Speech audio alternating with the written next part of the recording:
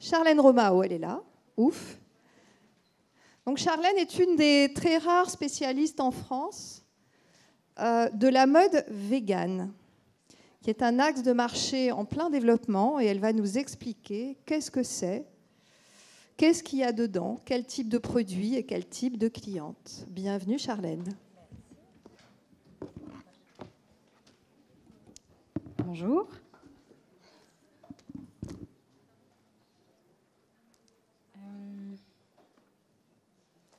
Alors, donc du coup, oui, moi c'est Charlène. Je suis effectivement spécialiste dans le milieu de la mode végane. En fait, pour ma thèse de Master 2, j'avais rédigé ma thèse sur les cuirs véganes, qui sont en fait toutes les alternatives qu'on peut trouver au cuir, qui ne sont pas issues de l'exploitation animale et qui sont donc le plus écologique possible. Donc du coup, on va commencer par là, avec l'exploitation animale dans la mode. Ok, c'est reparti. Donc vas-y. Ah oui, celui-là. Ah, ouais. Cool. Donc déjà, le véganisme, je ne sais pas si c'est nécessairement très clair pour tout le monde.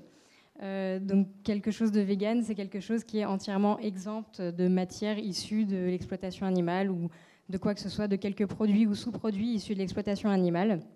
Donc en France, une étude a été menée récemment par le cabinet Harris Interactive sur justement les comportements alimentaires des Français. Et donc il en est ressorti que 88% des Français savent ce que c'est déjà, ne serait-ce que le véganisme. Qu'il y a aujourd'hui 4% de véganes en France. On pensait finalement que c'était un marché qui était très minoritaire, mais finalement 4%, c'est quand même déjà pas mal. Et 47% des véganes le sont depuis moins de 6 mois, ce qui prouve que c'est vraiment un marché qui est en pleine évolution, qui mérite vraiment qu'on se penche dessus. Donc les textiles véganes, forcément, c'est donc tout ce qui sera autre que fourrure, cuir, laine, soie ou duvet. Et pour identifier en fait la mode végane, on a déjà 3 labels aujourd'hui qui existent, qui sont donc ceux qui sont marqués. Animal Free, qui est un label qui a été mis en place par une association italienne, LAV. Le logo vegan qui a été mis en place par la Vegan Society, qui lui peut être apposé sur tout type de produit, donc qui n'est pas limité au milieu de la mode, mais aussi à l'alimentaire, aux cosmétiques. Et le Approved Vegan, mis en place par PETA, qui lui aussi est spécifique pour le milieu de la mode.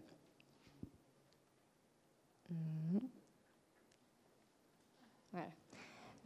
Donc l'exploitation animale dans le milieu de la mode, d'une manière plus générale. Donc on entend souvent que le secteur de la mode et du textile est le deuxième secteur le plus polluant après l'industrie du pétrole, d'une manière générale. Sauf que finalement, en croisant un peu les études, on découvre aussi que le secteur de l'exploitation animale, et tout particulièrement l'élevage, est responsable aussi d'énormément de pollution, puisqu'on a finalement 15% des émissions annuelles de gaz à effet de serre dans le monde qui sont émises juste par l'élevage, même pas par toutes les pratiques liées à l'exploitation animale, mais vraiment juste par l'élevage spécifiquement, c'est quand même 15%, et c'est finalement devant le secteur entier des transports, qui est lui à 13%.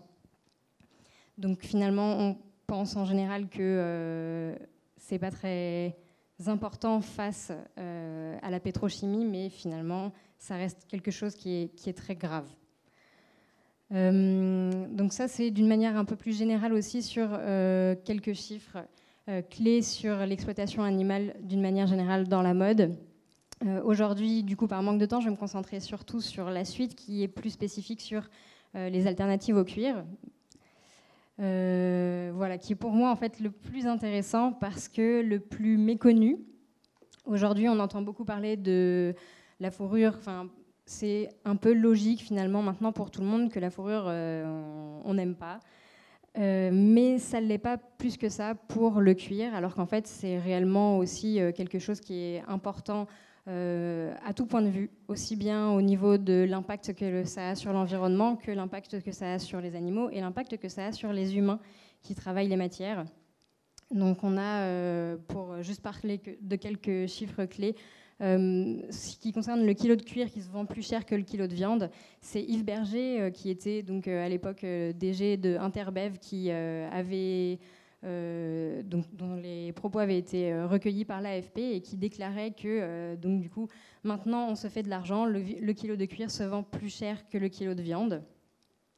Donc finalement, on a toujours eu tendance à considérer le cuir comme un sous-produit de l'élevage, de l'exploitation animale pour la production de viande.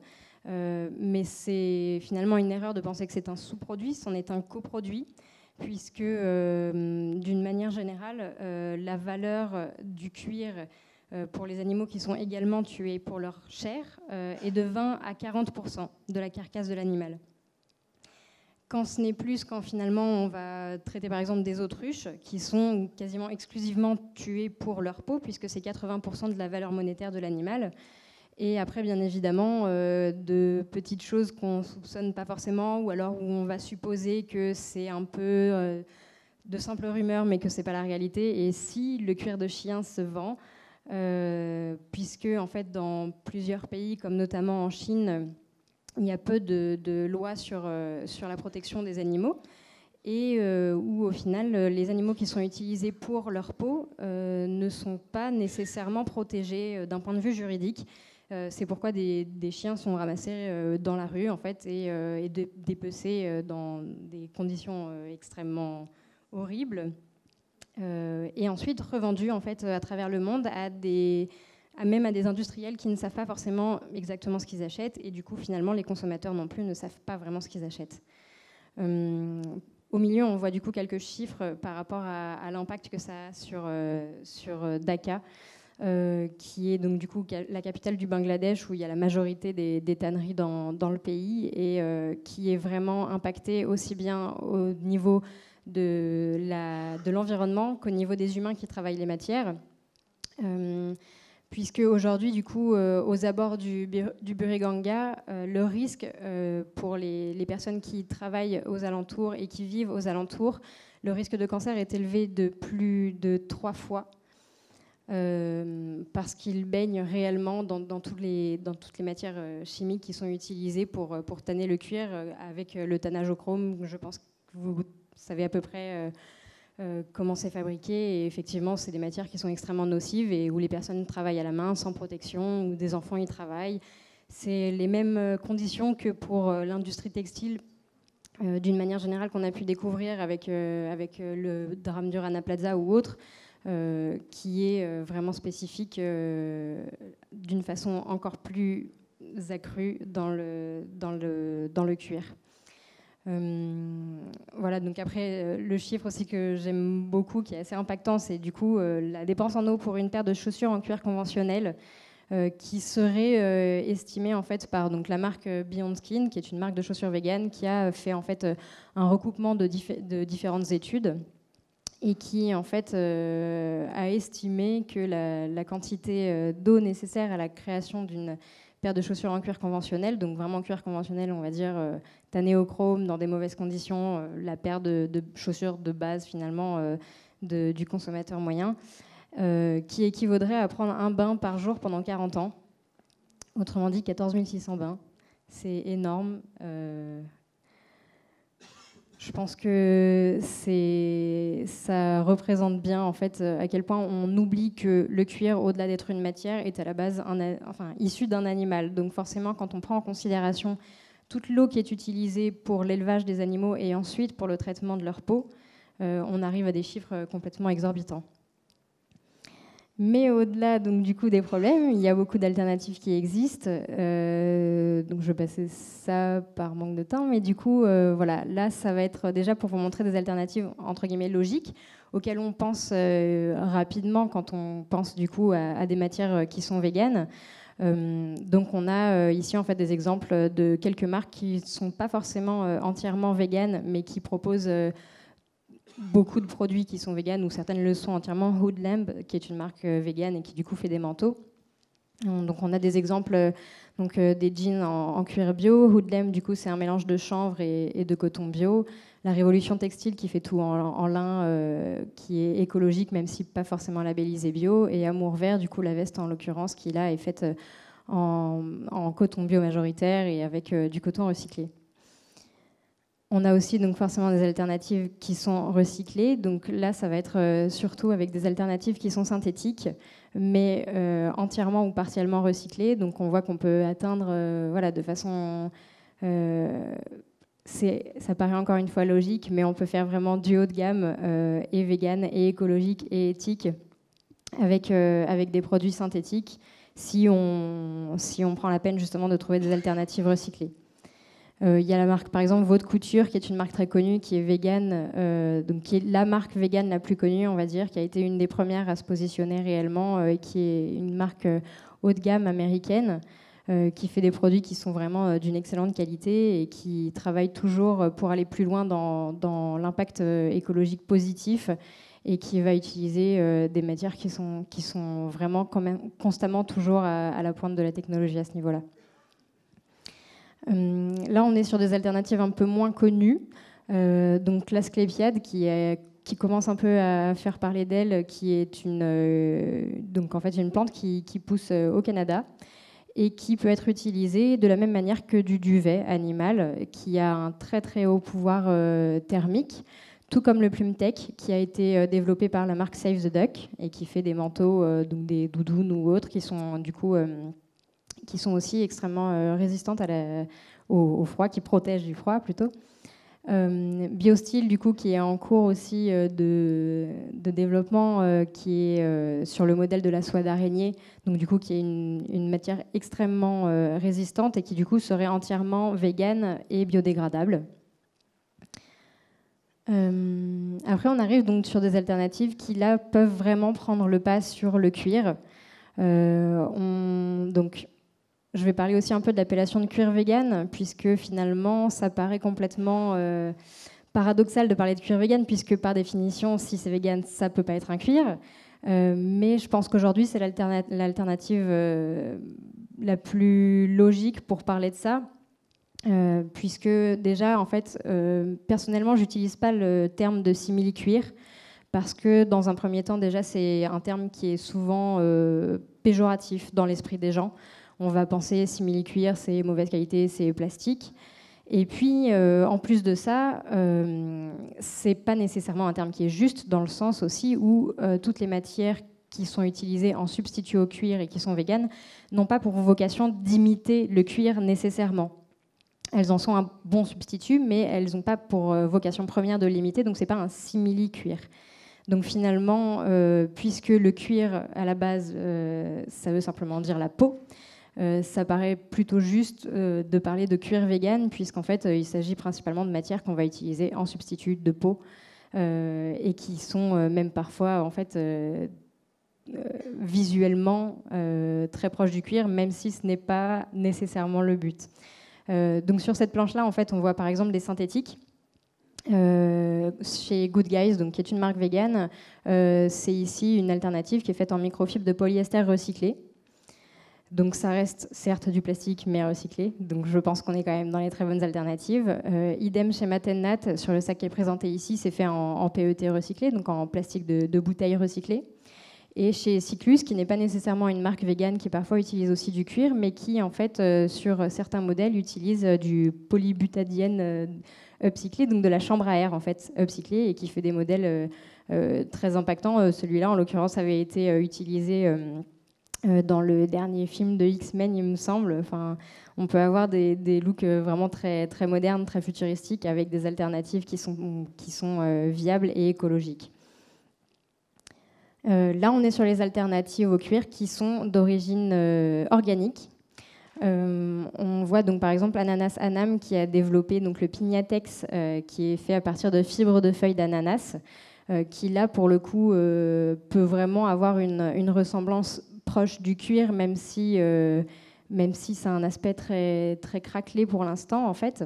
Ils sont constamment en train de développer des nouveaux matériaux à partir de cette méthode qui est du coup qui permet d'avoir un revenu supplémentaire aussi aux personnes qui font pousser donc l'ananas, puisque ça vient juste des fibres des feuilles et non pas de l'ananas en lui-même, donc ça vient finalement de ce qui pourrait être considéré comme un déchet.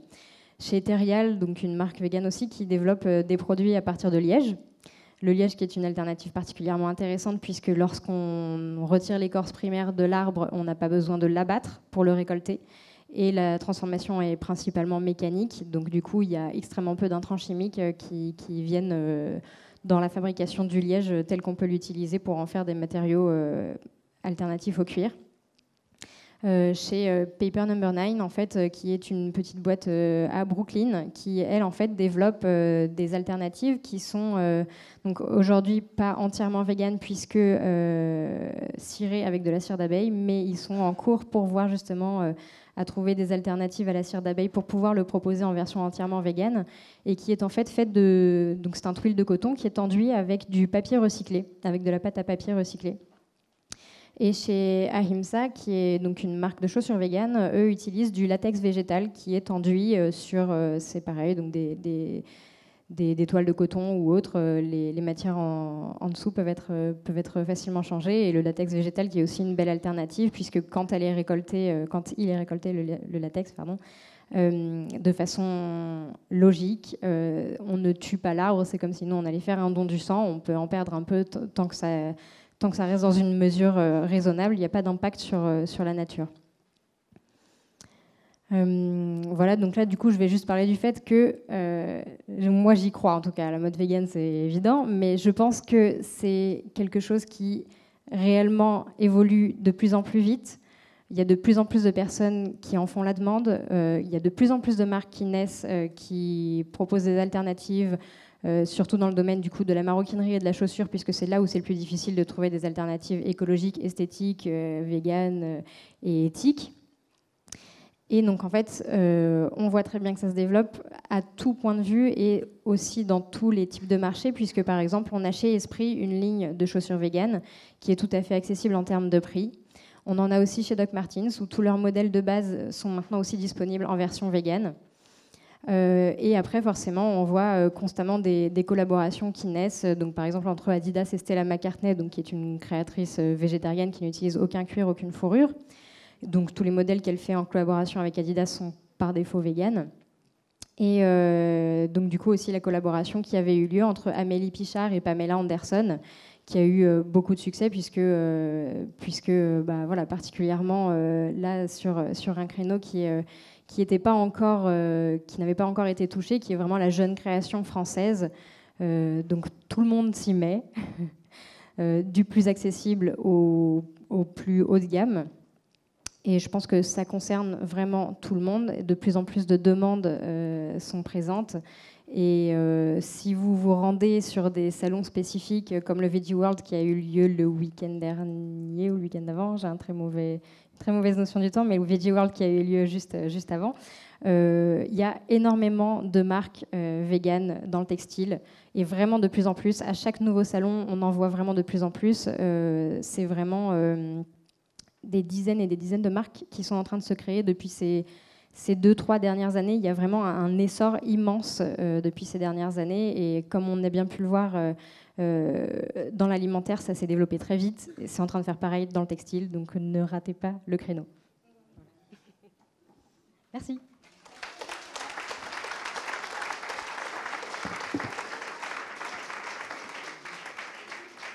Merci Charlène.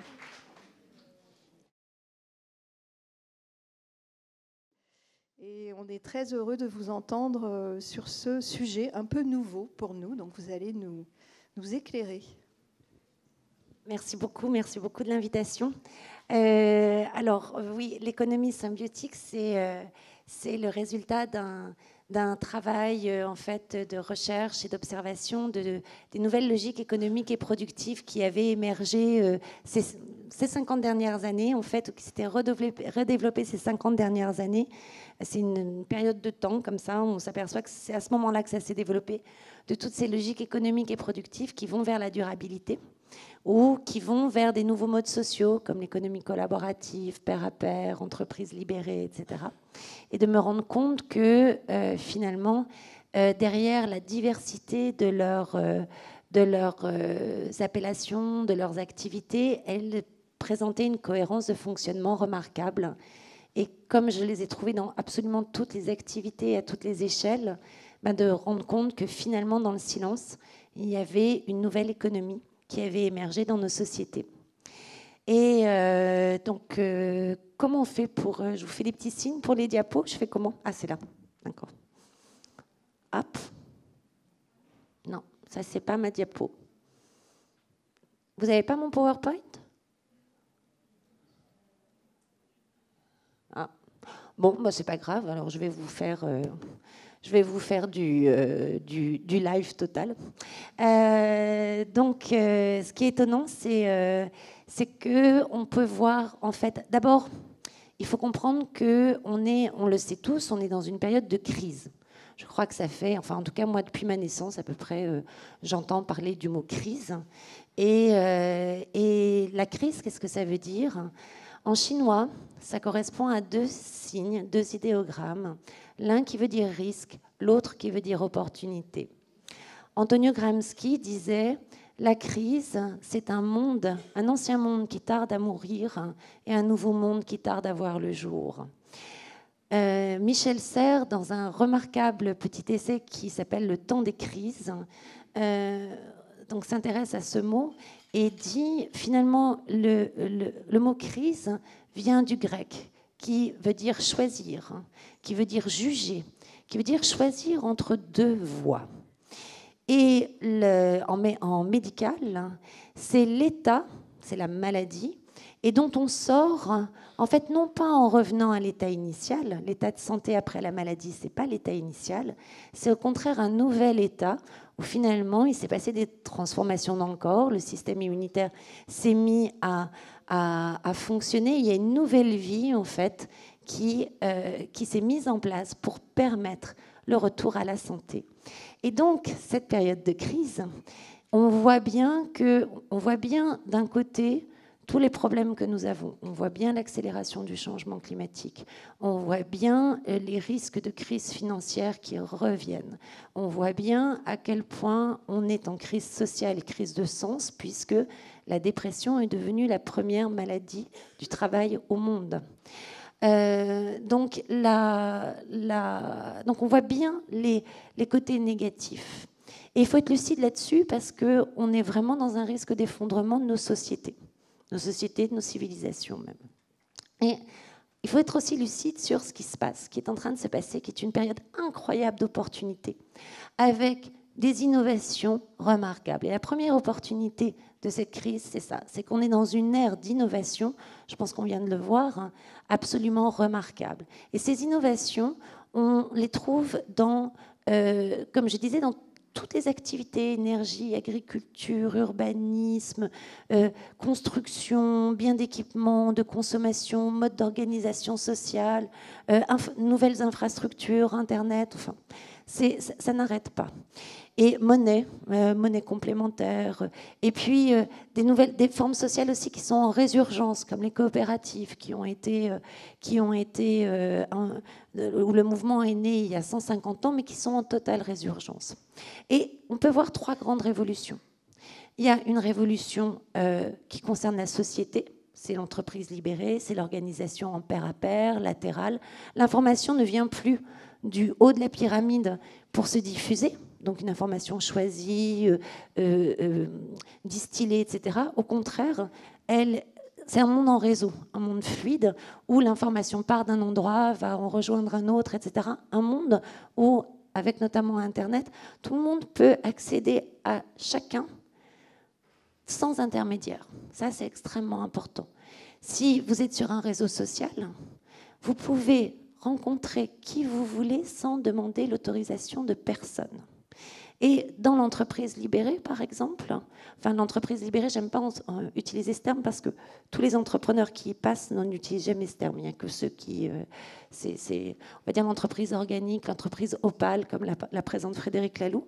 On est dans des modes projets comme ça, de collaboration libre, avec du leadership qui est libéré justement, libéré par rapport à un système pyramidal. Donc c'est des systèmes extrêmement fluides et c'est des systèmes où les interactions sont extrêmement nombreuses. C'est-à-dire que l'entreprise, la société par Internet devient une plateforme où on peut, si on partage le même centre d'intérêt, si on partage les mêmes valeurs écologiques. Moi, ma recherche au départ, elle était pour des valeurs écologiques, sociales ou de territoire. Ça, c'est extrêmement important. L'attachement au territoire, eh bien, les gens vont se rencontrer et vont avoir envie de collaborer ensemble. C'est-à-dire qu'on est dans des formes complètement nouvelles, des formes aspirationnelles. C'est tout ce qu'on a vu avec la mode végane aussi. C'est des valeurs, c'est une éthique qui va faire que qui va faire le moteur de la collaboration. Ça va plus être, évidemment, le prix va jouer, mais ça va être beaucoup moins le prix parce que les modes de communication qu'on a aujourd'hui permettent de squeezer les intermédiaires et donc permettent de faire des places de marché qui peuvent même être coopératives, où les clients deviennent investisseurs ou mécènes par le crowdfunding des productions qu'ils souhaitent voir. Et c'est ce qu'on voit par exemple dans l'agriculture, avec les paniers d'AMAP. C'est ce qu'on commence à voir dans la mode, avec des apparitions d'AMAP de la mode, où on co-investit, où on rassemble un pool de créateurs et on va le rendre disponible à des consommateurs qui vont avancer la trésorerie. Voilà. Ça, c'est ces formes-là qu'on voit apparaître et qui sont à des taux de croissance de 20 à 30%. On a la même révolution dans le vivant. C'est-à-dire qu'on va voir le vivant, les écosystèmes vivants, comme des acteurs industriels à part entière. Les nouvelles techniques agricoles, qui sont un mélange de techniques extrêmement ancestrales et complètement nouvelles en même temps, comme la permaculture, ont des rendements systématiquement plus élevés que les maraîchages conventionnels et en régénérant les sols. Pourquoi ? Parce qu'ils font exactement la même chose que ce que je viens de dire. Ils sont basés sur une diversité d'espèces dont les différences vont être complémentaires, en fait. C'est-à-dire que vous êtes usager, je suis producteur, eh bien, on va pouvoir faire quelque chose ensemble sur ces plateformes. Dans l'open source, les logiciels, etc., c'est comme ça aussi. Chacun a son talent et va permettre de créer un logiciel, de créer une voiture, de créer un tas de choses. Dans la permaculture, c'est pareil. Chaque plante a son talent. Et le fait qu'elle puisse échanger librement par un circuit d'eau, tout simplement, eh bien, elles vont devenir autonomes. Elles vont pouvoir régénérer leurs ressources parce que lorsque vous mettez toutes les mêmes plantes, elles ont toutes les mêmes besoins, tous les mêmes rejets, donc vous allez devoir forcément amener les intrants, les facteurs de production de l'extérieur. Tandis que là, vous rendez le système autonome. Et il crée, comme en plus le vivant est armé de la photosynthèse, il va pouvoir synthétiser de lui-même ces matériaux, prendre lui-même de l'énergie. Ce qui fait qu'on a des industries vivantes qui ne tirent leur efficacité que lorsqu'elles sont de qualité, des écosystèmes, et qui créent des fonctions. On peut épurer les eaux. Aujourd'hui, on peut épurer les eaux usées d'un habitant avec 0,5 à 1 mètre carré de jardin, comme ça, spécialisé avec des joncs, des iris, des nénuphars et des cascades pour oxygéner l'eau. Enfin, je veux dire, c'est très, très beau. Elles vont donc fonction de microclimatisation, fonction d'isolation, et en plus, elles vont produire des matériaux. Parce que, surtout celles qui sont utilisées pour la gestion de l'eau, comme je disais, pour l'épuration, l'infiltration des eaux, etc., c'est aussi les milieux les plus productifs en biomasse de la planète. Et là, vous avez un tas de fibres qui pourraient être utilisées pour la construction, voire pour le textile. Vous avez aussi ces fibres, elles ont une intelligence, pas seulement matériaux, elles ont souvent une intelligence moléculaire. Et là, vous allez avoir des fibres qui vont plus relaxer, comme le lin, par exemple. Il y a eu des études qui montrent que le lin n'a pas seulement ces qualités de la structure de sa fibre, tige longue, fibre longue, creuse, etc., mais aussi des molécules qui le constituent, qui vont avoir un effet chimique, pharmacologique. Donc, elles peuvent produire des matériaux, elles peuvent produire des molécules, et elles vont aussi produire du paysage, du bien-être social. Et on se rend compte que dans les villes, eh bien, là où il y a ce type de végétation, et où les gens peuvent accéder à cette végétation, c'est-à-dire si c'est des parcs, etc. Et si en plus ils peuvent même cultiver ça encore mieux, les taux sont encore plus élevés, on a une diminution de la violence sociale, on a une diminution de la violence domestique, on a une création de liens sociaux et on a des communautés qui deviennent de plus en plus résilientes. Par contre, il ne faut jamais l'imposer. Il faut toujours que ce soit fait avec les habitants. Voilà, donc c'est pas facile. Donc la ville devient plateforme. La ville devient plateforme de citoyens, la ville devient plateforme de création de matériaux, de création de fonctions, etc. Et d'une vraie symbiose entre l'humain et le vivant. La troisième grande révolution qu'on a, qui est plutôt une réémergence, c'est la révolution circulaire. La matière devient rare, la matière devient chère, et on va réutiliser constamment cette matière. Et pour ça, il va falloir faire des plateformes d'industrie, des plateformes où justement les ressources des uns sont les déchets des autres, donc elles vont pouvoir circuler. Idem, si on a toutes les mêmes industries, tout le monde aura les mêmes besoins, tout le monde aura les mêmes rejets, et ça va être la catastrophe. C'est ce qu'on voit hein, dans nos spécialisations économiques d'aujourd'hui. Et ça va être notamment, surtout, l'économie de l'usage. C'est-à-dire que vous allez créer des plateformes, là aussi, entre un producteur et des consommateurs. Et au lieu de posséder la matière de votre téléphone, vous n'en avez rien à faire de la matière de votre téléphone, vous avez besoin de téléphoner. Eh bien, vous n'allez plus posséder cette matière, ça va être toujours le producteur qui, lui, chaque fois, surtout avec le cours des matières premières qui monte, à chaque fois, il doit se réapprovisionner et il ne va vendre plus que la fonction. Et rajouter à ça de penser en Lego, c'est-à-dire en interopérabilité, bientôt, vous n'allez plus redonner votre téléphone au producteur, vous allez juste donner le composant qui ne marche plus ou le composant dont vous ne voulez plus pour accéder à une nouvelle innovation ou un nouveau besoin. Je ne sais pas, moi, vous venez d'avoir votre premier petit-fils, vous avez envie d'un super appareil photo. Bon, ben, prenez le composant téléphone. Photo, pardon. Voilà.